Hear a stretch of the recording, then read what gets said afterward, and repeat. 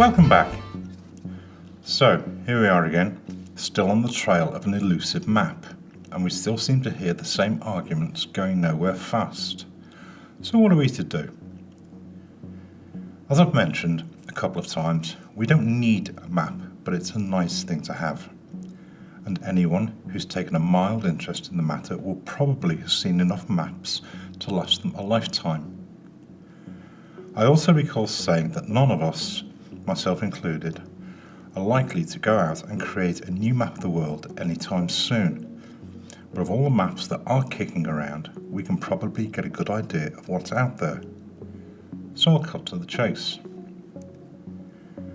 Back in episode 6, I showed why I think that the only maps that might help us are the circular maps, where it's back to the globe again.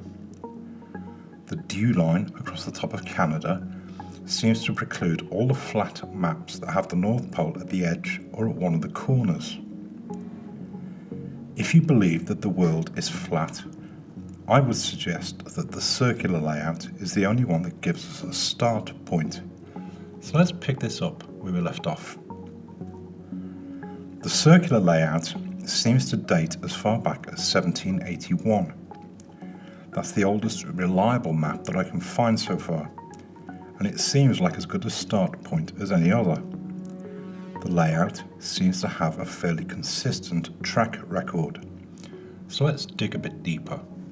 I'm going to use Alex Gleason's map again, because it's still the cleanest map that I can find, and I think it still has a few more treasures for us to find. Aside from being a fairly clean map, Alex Gleason's map is also quite distinctive. That big red border around the edge tends to make it stand out from the others. And perhaps it's because it is rather distinctive that people tend to name this one when the circular map is called into question. You've all heard the disparaging remarks where people have variously referred to it as the Lil Pizza Pan model or the Lil Snow Globe map, and presumably in some vain attempt to discourage people from using it. Before I go any further, I'd like to provide a caveat. I know there are problems with making a final map. 1/4 of the known world is effectively out of bounds. Many flat earthers still seem reluctant to accept any model, but we shouldn't let it deter us from working to solve as much of the puzzle as we can. Some people do prefer to have something to work with, and for that reason we look closer. Alex Gleason created his map at the end of the 19th century as the basis for a timekeeping device that he patented. I'll deal with the layout in detail in a moment, but I invite you to pause for a moment and think how many agencies use this layout already. There certainly seems to be something in it. It seems that many of the critics direct their objections at Alex Gleason rather than the layout itself. If anyone still thinks this map is so grossly wrong, I would challenge them to go and bang on the door of the United Nations and ask them why they have a Lil Pizza Pan map for so many of their agencies. I recall saying some time ago that some men really do have a thing about size, and as such, do any of us really think any country would have allowed themselves to be portrayed as significantly smaller than they or their neighbours really are? It seems unlikely, so the UN map might be a fairly good indicator that we're on the right track. If we take a look at Alex Gleason's map, we can see that it was created as the basis for a timekeeping device that he patented in the 1890s.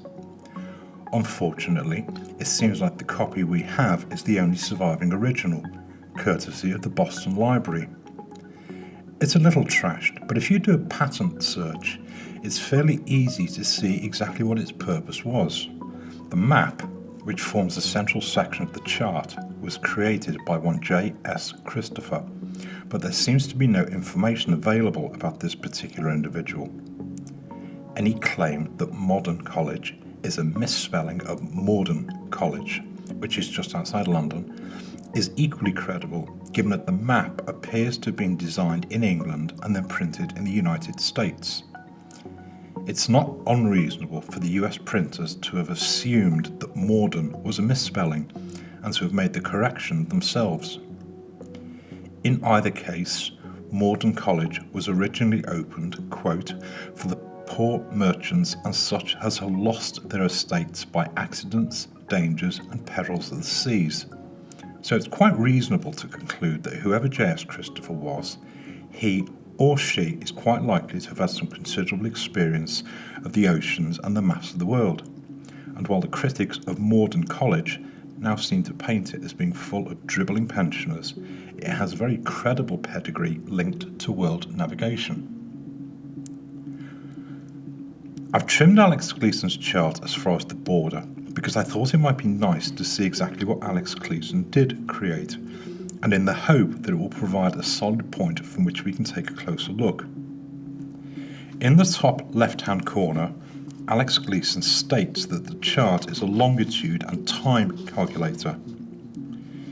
If you do a patent search, you can find these instructions for yourself, but I'll ask you to accept my assertions for a moment, and I'll put the patent application at the end for those of you who would like to see it a little closer. The chart was originally built with two arms that are pivoted near the centre. They look like they're slightly off-centre, but a closer look will show that they're fixed this way so that the scales on each arm run directly from the centre of the map along the lines of longitude. Essentially, both arms are the same, and each one has a scale that's divided into sections to represent latitude markings and working in both directions from a 0 point at the equator. Around the outside of the chart is a scale that shows longitude markers in 5-degree steps and longitude lines at 15-degree intervals. So the first function of the chart, to calculate the longitude for any location, needs that we simply rotate one of the arms so that the graded edge runs through the location that we're looking at. The exact location can then be read off the chart as a coordinate. By way of an example, let's suppose we use Philadelphia in North America. By rotating one of the arms round so that it runs through Philadelphia, we can see from the main grid that it stands on the 75-degree line. And by reading the latitude marking from the scale on the arm, we can see that it lies at a latitude of 40 degrees north. The full coordinates for Philadelphia are longitude 75 degrees west and latitude 40 degrees north. It really is that simple. The time calculator is just as easy, almost painfully easy. Take any two locations on the map that you want to compare and rotate each of the arms so that one arm runs through each location. The tips of the arms end at the clock scale around the edge, so the time difference between the two locations is shown by counting the numbers of hours between the two arms. Again, by way of an example, let's suppose we want to compare London and Philadelphia. If we rotate the arms so that one rests over each location and count the hours between them, we'll see that they are 5 hours apart. The calculation part comes by using the scale around the outside edge like a clock. A spring washer keeps the arms the same distance apart, in this case 5 hours. I'll assume that we're in London at 3 p.m. and rotate the arms so that the later arm is moved to 3 p.m. on the clock dial, and the Philadelphia arm will show that the time there is 10 a.m. Remember, some countries use daylight savings time. As complicated as it may have appeared, Alex Gleason's time chart really is that simple. In fact, if you take a look at the patent application, he states that it really is simple enough for a child to use and no harder than reading the time from the face of a clock. If you take a closer look at the patent application, you'll notice that the accompanying map doesn't have quite as much detail as the poster version that most of us have seen.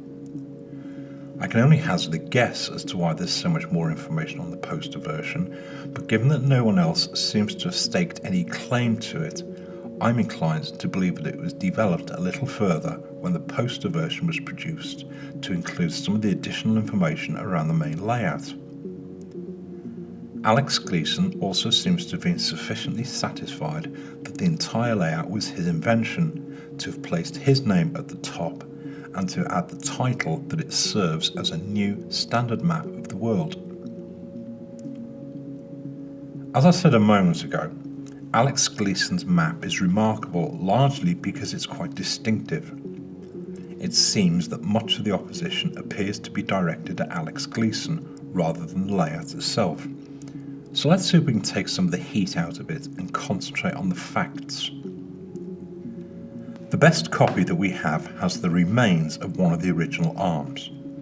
A nice touch, but a bit of a distraction for our purposes, so let's get rid of the arm and clean it up a bit. If we trim all the extras away, we can concentrate on the map itself. And if I trace the layout, we can pull the map away, and it's no longer Alex Gleason's map. In fact, it's nobody's map now. All I want to preserve is the layout of the land masses themselves. I'll explain why in a moment. I've also taken the liberty of putting Mount Meru back at the North Pole as an alternative to the blank, empty space that the globe seems to suggest.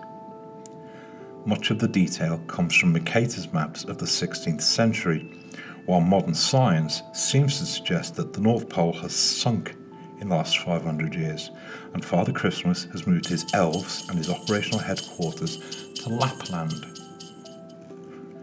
We now have what is generically referred to as an azimuthal equidistant projection, and I'm quite particular to use that word at this stage because in Alex Gleason's patent application he states that the longitude lines from the globe have simply been straightened out. So let's take this one step at a time and not judge him too harshly. We have a flat disk that shows the land masses around the world. For our purposes, it's as good as any other map of the world. It shows the principal land masses in relation to each other, and it's flat. So I'd like to call Alex Gleason up one last time before we let him rest in peace and take a closer look at his patent application. When someone files a patent application, the date that it's filed is recorded to avoid people stealing an idea while an application is processed or pending. As such, the date that a patent is filed and the date that it's finally allowed to stand are usually some time apart. It's the date allowed that matters most because it's the earliest date that the invention is considered to exist. The more eagle-eyed among you may have noticed that the application date and the allowed date are some 6 months apart. Now you know why. If you want to patent something that includes parts that were invented by someone else, you must cite the patent number for each of those parts. You can't put a new patent on someone else's invention. You can only patent your own bits. When you apply for a patent, your application must cite the patent numbers for any part of your design that was made by someone else. At the bottom of many patent applications, you will see the numbers for those patents that are cited. So let's see if anyone else thinks Alex Gleason's layout is credible. If you run a search on the internet using Alex Gleason's patent number, you'll find that there are 3 patents that use his map, all granted in the 1970s for a device called a Universal Planisphere Complete Guidance and Computer System that was invented by one William A. Eisenhower. A planisphere is a flat map of a spherical surface. A planisphere and a globe both show the same information, except that one of them is flat and the other is spherical. If you believe that the Earth is flat, it's reasonable to accept that a planisphere serves the same purpose as the globe does for those who still think we live on a little ball. That's your decision to make. The planispheres you've seen so far are all maps of the ground, so I'd like to step away from ground maps for a moment and set our sights a little higher, several thousand miles higher to be precise. In the same way that the flat, circular world has been wrapped around a ball to provide us with a model for the globe, the skies have also been portrayed as a sphere that surrounds the globe, and in the same way that a globe can be shown as a flat, circular map, so too can the skies. I know that many people, especially flat earthers, will shout that the skies don't tell us anything about the earth on which we live, but I would beg to differ. The sky, and specifically the sun, the moon and the stars, have long been used in navigation to tell us exactly where we are on the surface of the earth. If we know exactly where the sun, moon and stars are on any date and time, it's fairly easy to establish your exact position on the face of the earth. They provide us with a reference system. In the same way that the ground can be mapped as a planisphere, so too can the skies, and when the two are used together, they provide an extremely reliable indicator of exactly where you are on the face of the earth. So I invite you to think about how we navigate around the world. Most people accept that GPS and local maps will generally get you from A to B, but let's remember that GPS is a fairly modern invention. On the land, navigation is fairly straightforward. In towns and cities we follow roads and landmarks, and out in the open countryside where there are few recognisable points of reference, we use a map and compass. Every good navigator knows that following a compass needle seems like a good idea, but that it's practically impossible to keep a steady compass while you walk. The correct method to navigate with a compass is to take general compass direction from the map, let the compass point in that direction, and pick a landmark to which the compass is pointing. Navigation is then as simple as walking to that landmark, and any route over the land is simply a case of walking from point to point until you get to your destination. On the oceans, navigation is a little more precarious because there are no recognisable landmarks. The earliest navigation over the seas relied on staying within sighting distance of the land masses.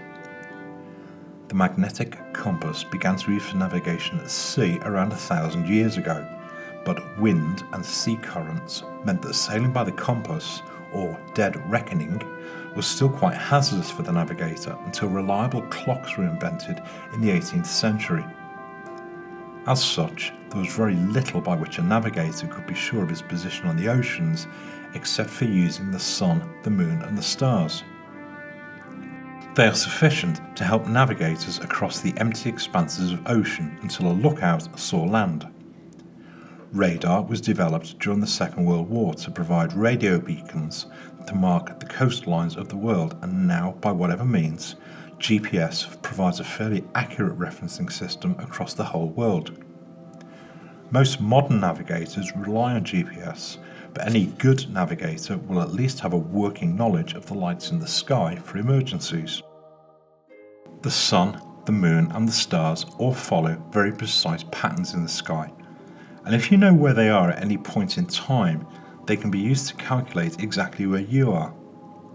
Navigation needs only to head in the direction in which the compass is pointing, and use the sun, moon and stars as markers to check that you don't stray too far from your planned course. Knowing where each of them are for any particular time and date has long been calculated by the astronomical and naval institutions of the world, and to find where they are on any particular time and date we use an ephemeris. No, not a feminist, an ephemeris. An ephemeris is a detailed set of tables from which a navigator can calculate their position anywhere on the Earth. Unfortunately, and because the sky is constantly moving, it requires some 20-odd calculations for every single position, and hence the need for good navigators on the oceans. During daylight hours, navigation is reliant on the sun and occasionally the moon. At night, the stars provide so much more information, but the calculations are still subject to mistakes. So in 1975, Mr. William Eisenhower patented his Universal Planisphere Complete Guidance and Computer System. It looks rather complicated, so let's simplify it a little.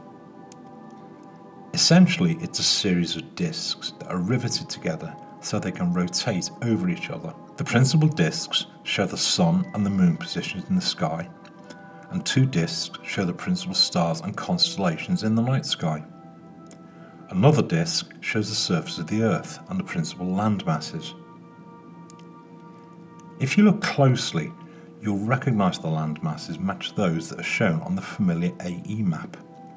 In other words, the AE map and its relative proportions are considered to be accurate enough for the purposes of world navigation. Despite this only having been invented in the 1970s, this navigation tool became obsolete when GPS was rolled out in the 1990s. It did go into production for a short time, but I was only able to find one that is still in existence. The plans here can be found on the original patent application, but they don't do it much justice, so I figured it might be nice to see what a real one looks like. It measures 16 inches across, so as you can probably imagine, it doesn't contain, nor does it need to show, any inland details. For all practical purposes, it needs only to show the coastlines of the world continents. Remember, ships stop when they reach the land. For anyone who takes a moment to look at the patent application, you'll read that it can be used to show which lights in the sky are above which points on the Earth, and conversely, which points on the Earth are below the various lights in the sky. It shows what the sky looks like from the ground. So, in closing, the flat, circular map of the world seems to have a fairly reliable track record for the purposes of navigation around the world when coupled with the lights that we all see in the sky. Given that 1/4 of our world is still effectively out of bounds, this is certainly not an assertion by me that this is what a full map of the world looks like, but it does seem to add one more piece to the puzzle. If you believe that the world is flat, I would suggest that the flat, circular layout provides an accurate indication of how the various continents are placed in relation to each other, but that's your decision to make. The lights in the sky can tell us nothing in themselves of the shape of the Earth, but they certainly do provide us with a reliable reference system. Perhaps the lights in the sky have more to tell us. Thank you for listening.